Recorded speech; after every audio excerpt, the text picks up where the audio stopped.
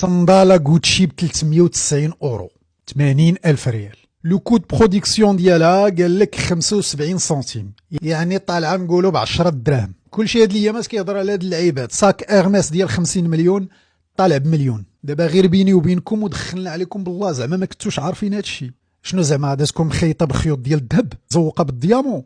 دابا هاد الصنداله شحال غادا تكون طالعه كاع؟ 10 ريال ديال الكولا، 40 سنتيم ديال الجلد، 2 دراهم ديال الصباغه، 500 غرام ديال البلاستيك، شويه ديال الاشهار، الضوء، الماء، الكرا واليد العامله من الشينوا. باينه واضحه وضوح الشمس في نهار جميل. كتخلص لا مارك وكتخلص التكليخه ديالك. دابا غير بيني وبينكم، من بعد هاد الحمله كتظنوا الناس اللي ميسره وعندهم الامكانيات غادي يبقاو يشريو السيكان ديال ايرميس ولوي فيتون؟ دوك الناس قاريين وعارفين الثمن الحقيقي ديال داك لو برودوي اللي كيشريو.